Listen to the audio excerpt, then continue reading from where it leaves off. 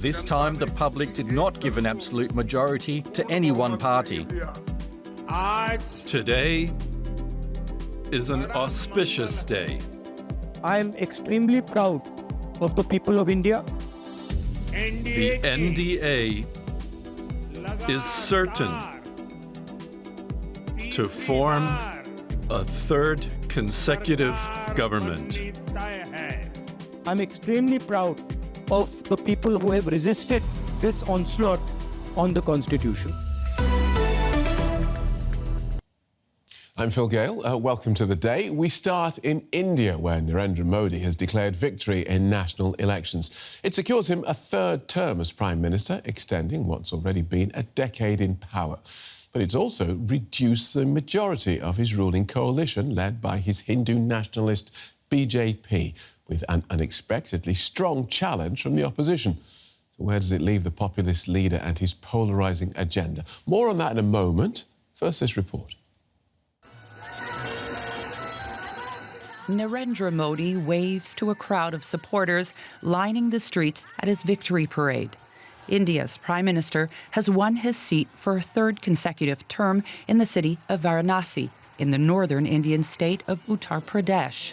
But his Hindu nationalist BJP party lost half its seats in the bellwether state, which had been a bastion of support in the two previous elections in 2014 and 2019. This helped fuel his loss of an outright majority in parliament. Modi will now have to rely on his coalition partners in the National Democratic Alliance to make policy decisions and pass laws. Addressing the nation from BJP headquarters, the populist leader hailed the win as a historical feat. Despite the setback, he becomes only the second Indian leader to win a third consecutive term. This victory is a win for the world's largest democracy. The opposition is also celebrating after surpassing expectations and exit poll predictions. The Congress Party calls the substantial gains made by the opposition coalition a rebuke of Modi's mixed economic record and polarizing politics.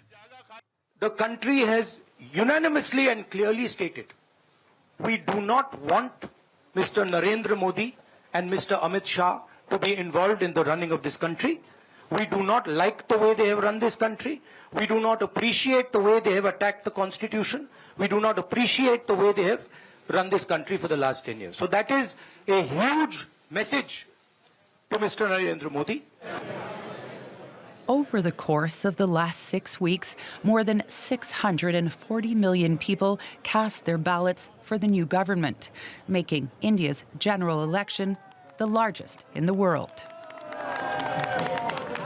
So let's explore this with Sumit Ganguly, who's a professor of political science at Indiana University in the United States. He's written extensively on Indian domestic politics and foreign policy. He joins us from Bloomington. Welcome to DW, Professor. So we have a victorious but weakened Narendra Modi in an election that was supposed to reinforce his popularity. What do you make of this result?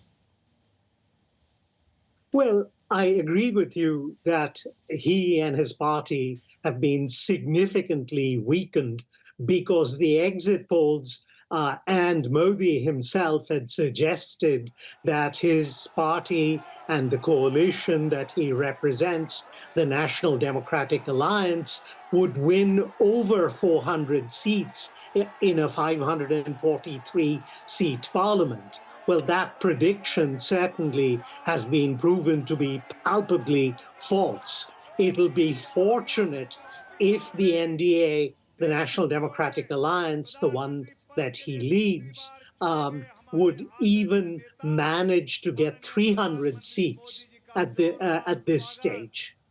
And is it too early to say what went wrong for Modi's BJP and its NDA alliance? We have some preliminary hypotheses. I think Modi overplayed his hand with the Hindu nationalism card. I think that alienated a segment of the population who are much more concerned about issues of inflation, of unemployment, of climate change, All of these things have afflicted their lives in important ways, and Modi really did not address these issues forthrightly in the election, and the opposition, to its credit, at least raised some of these issues, if not all. So he'll be going into a third term, but with a completely different political climate. He's been criticised for his supposedly autocratic tendencies. Now he will have to accommodate the wishes of coalition partners. What changes in style, if not substance, do you expect to see?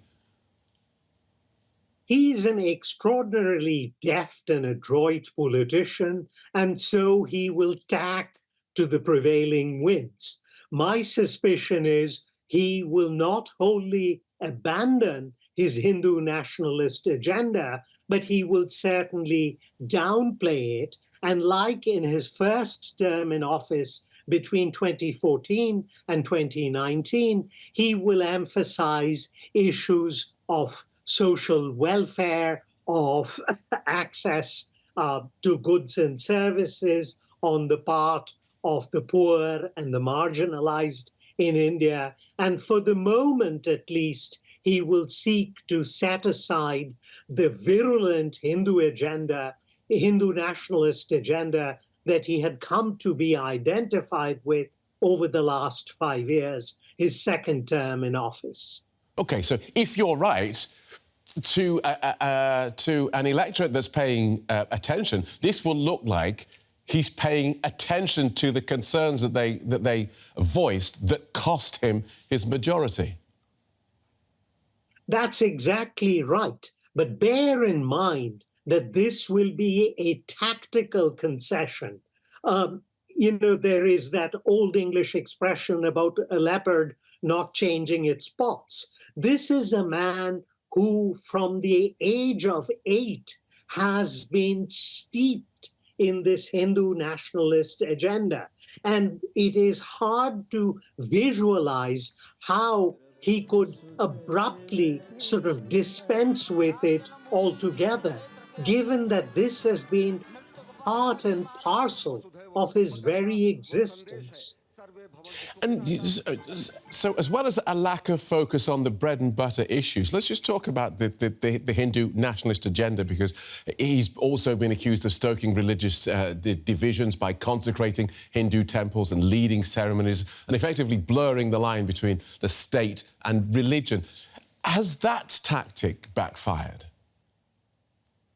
It probably has backfired amongst a certain segment of the electorate who have in interviews, this is anecdotal evidence, we don't have systematic survey data as yet, but anecdotal evidence based upon conversations that individuals have had with journalists people have said that we don't want the state to tell us about our Hinduism. This is a purely personal matter and not a matter that the Prime Minister of the country should be hectoring us about.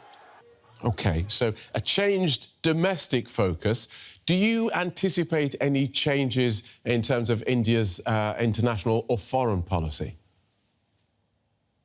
I see the broad contours of India's foreign policy not changing under a third Modi-led coalition. The broad contours, there is a great deal of consensus. I think the differences really lie at the margins, and his domestic partners are going to be far more concerned about domestic issues rather than interfering with him and his foreign minister on matters of foreign policy. So some of the fanfare and the flamboyance that had come to characterize India's foreign policy over the last several years will probably be diminished as Modi needs to work closely with his coalition partners and to mend fences at home. But I think the basic substance and the thrust of India's foreign policy, I don't think is going to dramatically change.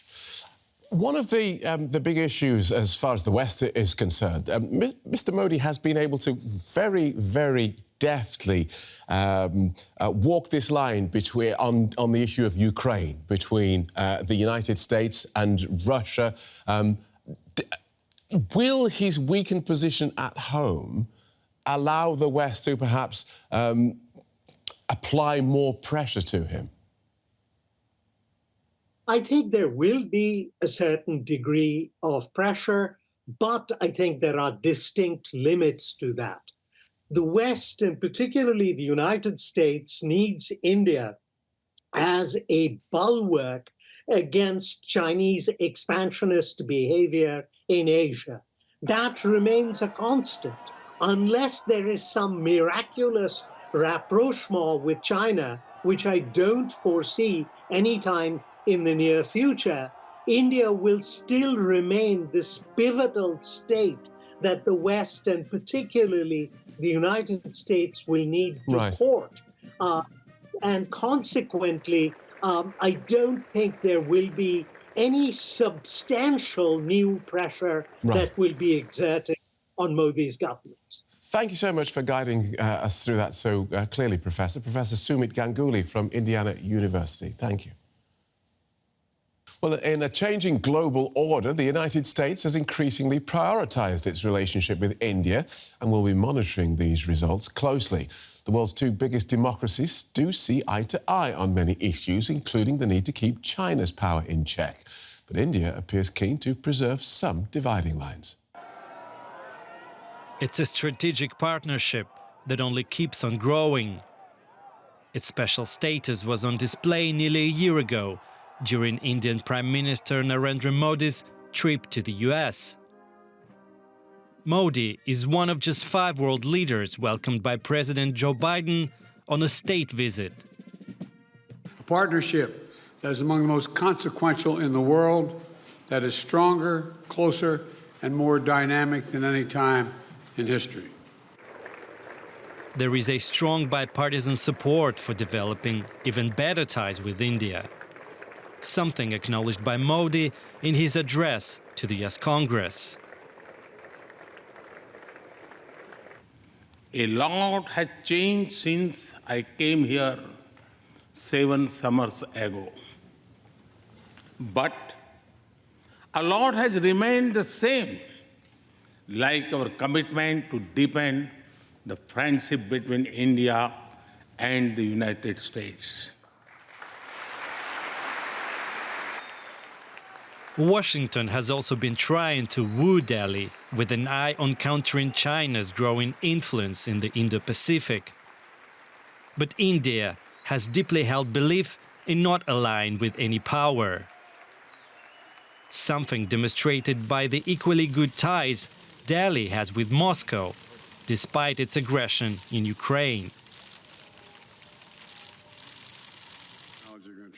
Apart from security and defense, trade has been also important for the two countries. The US is now India's top trading partner, while Delhi is Washington's 8th. India, which has an attractive market, has been trying to position itself as a global production hub, an alternative to China. Be it defense or trade, both sides agree. Cheers. There is an unlimited potential for growing their ties. The process which is unlikely to be affected by any outcome of the respective elections in India and the US. Well, Katherine Hadda is chair of US-India Policy Studies at the Center for Strategic and International Studies in Washington. She's also a former US Consul General in India. I asked her how she thinks the elections turned out for Narendra Modi. He's going to have to rely on a coalition, which is something Narendra Modi has never had to do, not as chief minister in Gujarat and not as prime minister of India. So we're going to learn a lot in the next 2 days to a week, a little longer, about what kind of government he's going to pull together. There will be a lot of signals sent, I think, about the kinds of people who will be appointed to key cabinet positions.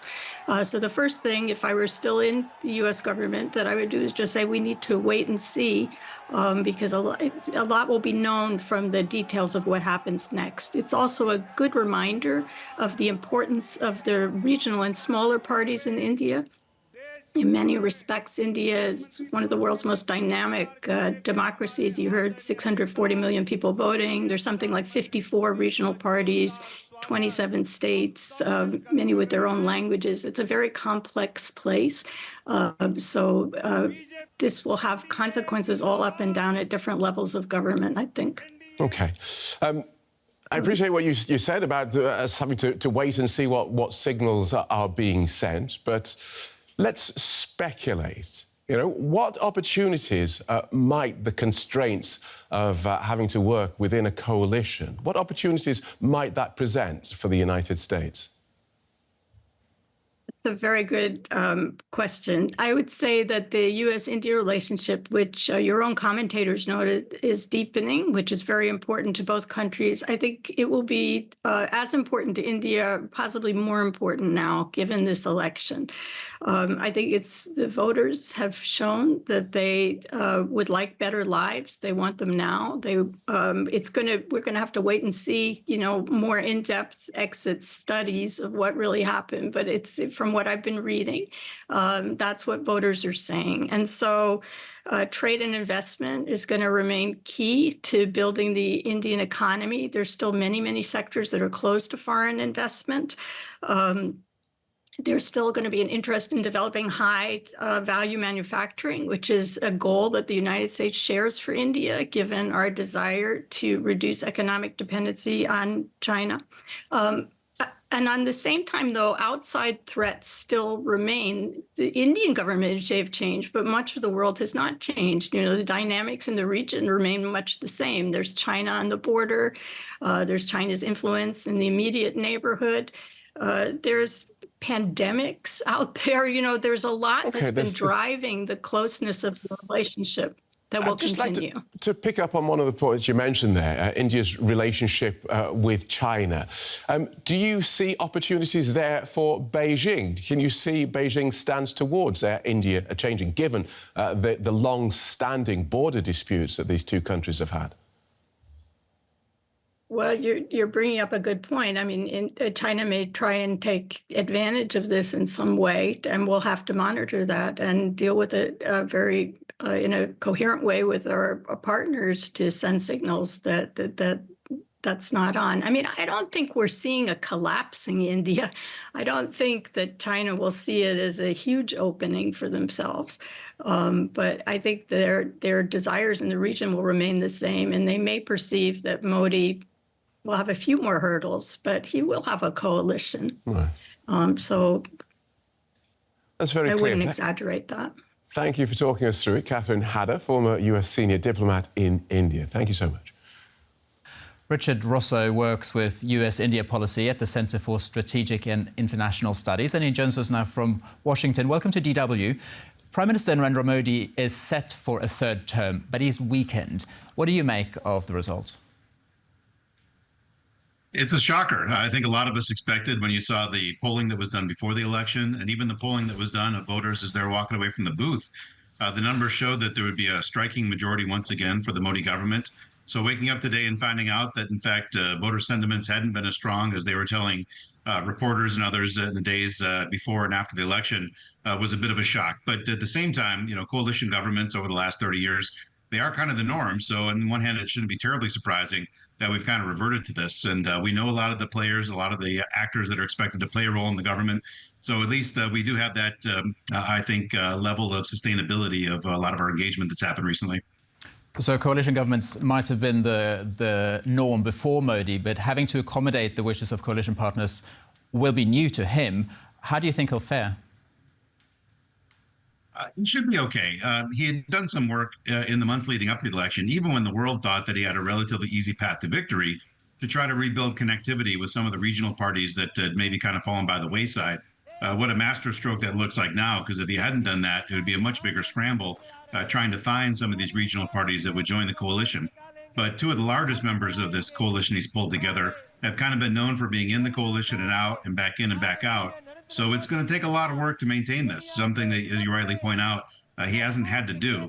They voluntarily brought some coalition partners on. Some of the ministries over the last 10 years have been held by some of the smaller parties that consider themselves underneath the umbrella. But, again, that's been a very disparate group, sometimes in, sometimes out. So it's going to take a lot of management. Now, Modi was accused of stoking religious divisions. He referred to Muslims in India as infiltrators. Do you think that tactic backfired? It may have.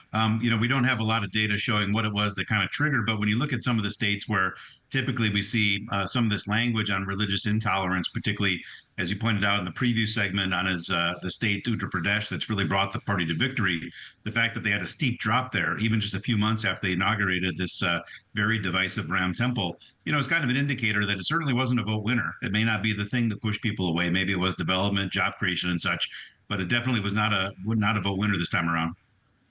Now, looking at this from Washington, where you are sitting, what opportunities might this result present for the United States? Well, I think a lot of the drivers that we've seen that have really started to push our two countries together, economic collaboration, I think a lot of that's driven by the fact that India needs to create a lot of low-skilled jobs for its agricultural workers, but also offsetting the massive trade deficit they have with China. There you've got some complementarity. We found some useful things to work on. Also on security, where, again, China presents a dramatic security risk to India, and that's kind of pushed us together. Those drivers are not going to change. And frankly, knowing a lot of the regional parties that Modi's going to rely on for his coalition, I don't think they're going to put a brake on some of the international collaborations the Modi government's laid out. The bigger challenge I see is engaging state governments. States now have a stronger veto than they had before. So for Modi's ability to push them to take steps in areas like renewable energy is going to be a lot more difficult when they're sitting at the table actually making decisions and not just simply silent partners running state government separately. Now, looking ahead to a third Modi term, do you expect any big changes in India? No significant changes. The second term was relatively quiet on major economic reforms, and I think the fact that he's kind of pushed into a coalition, that'll kind of remain the same. But the one single thing that we have to watch out for, India does have to go through the process of reapportioning parliament seats, and that'll take place about midway through this government's term. And seeing, a lot of northern states where the BJP has traditionally been strong, southern states where they've been relatively weak, you expected the northern states are actually going to pick up a lot of seats, and that might cause a lot of tension. Well, here, Modi actually lost a lot of seats in the north where he's been strong and won some in the south. So kind of upended how we were looking at this calculation of reapportion of parliament. But that's probably the single biggest thing we can point to watch out in the next 5 years. It's sure to cause a lot more political division among different parties as their home states are going to gain and lose seats. Thank you very much for your analysis. That was Richard Rossow from the Centre for Strategic and International Studies.